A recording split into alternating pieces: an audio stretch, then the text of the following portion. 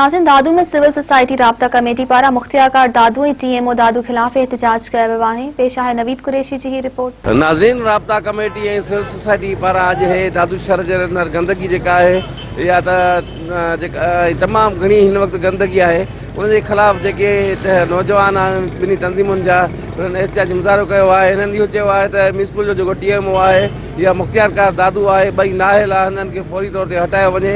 यको एहतजाज आहे 6 महीननि खां वठी, पर हिननि ते का बि कंहिं बि क़िस्म जी जू कान थी चुरे। असां डीसी दादू खां अपील था कयूं, ही जेके करप्ट नाल हे जेके तव्हांजा ब्यूरोक्रेट जेके लॻाई वेठो आहीं, इन्हनि खे फौरी तौर ते हटायो वञे। भई जेके कुता मार मुहिम जेके हिननि शुरू कई आहे, हिनमहिल ताईं तव्हां ॾिठो वञे दादू में एतिरा त कुता आम थी विया आहिनि जो नंढा मासूम ॿारनि खे बि चक पाईंदे देरि नथा कनि। असां डीसी दादू खां मुतालबो था कयूं त हीअ जेके करप्ट नायल जेके बि तुंहिंजा ही जेके छाड़का वेठा आहिनि, जेके तोखे कमाए खाराइनि था, उन्हनि खे फौरी तौर ते मुतल कर, जे न त ॿी सूरत में असां एहतजाजनि रोड ते ईंदासीं। दादू राब्ता कमेटी सिविल सोसाइटी दादू 12 तारीख़ नवंबर ते एहतजाजी मुज़ाहिरो कयो। टीएमओ दादू खे हटायो ऐं मुख्तियारकार दादू खे हटायो। ही इंतिहाई करप्ट ऑफिसर आहिनि जेके दादू शहर खे हिननि बर्बाद करे छॾियो आहे। पूरो शहर ॿाहिराड़ियूं गंदगी जे वर चढ़ी वियूं आहिनि। हे जेका बि बजट मिले थी करप्शन करे रहिया आहिनि।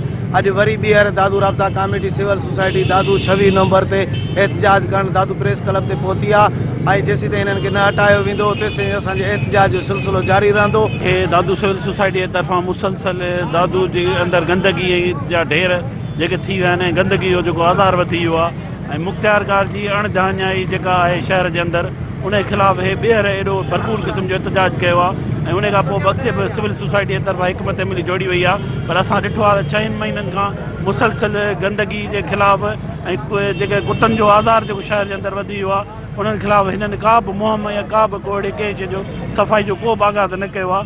असां मुतालबो कयूं था जेतिरो जल्दी थी दादू ऐं सीएमओ दादू शहर जी किरोड़नि जी बजट जेको आहे, इहे ॿई माण्हू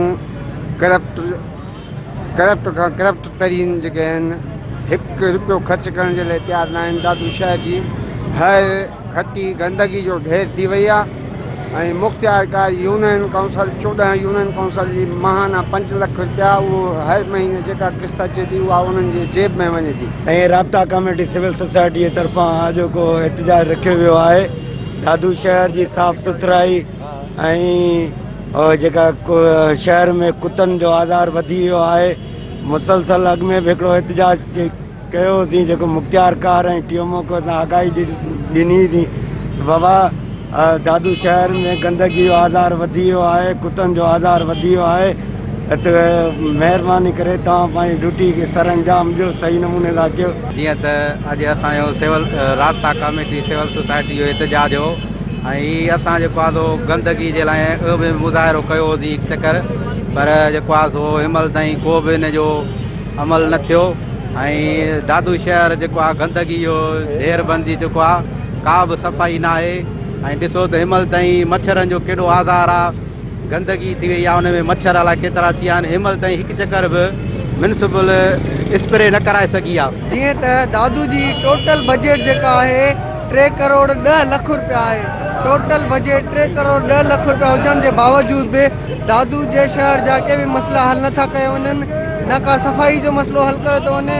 दादू सिविल सोसाइटी पारां ही जेको मुज़ाहिरो कयो वियो आहे, अॻु में बि असां हिकिड़ो मुज़ाहिरो कयो हिननि करप्ट ऑफिसरनि ख़िलाफ़, मुख्तियारकार दादू ऐं टीएमओ दादू जेके दादू जा हिकिड़ा नौकर आहिनि, पर उहे पाण खे त बादशाह सम्झू वठा ऐं बादशाह बचत करप्शन जी बाज़ार गरम करे छॾी अथनि।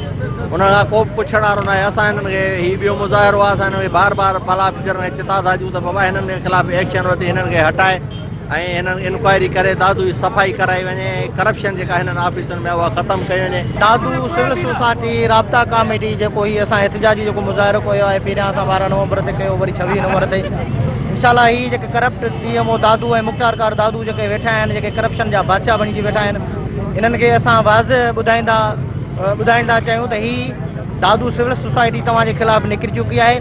ही पंहिंजा ही जेके हिन क़िबला दुरुस्त कनि ऐं त शहर जा जेके बुनियादी मसइला आहिनि उन्हनि खे हल कनि, फौरी तौर ते हल कनि। डीसी दादू खे अपील था कयूं त हिन खे हटा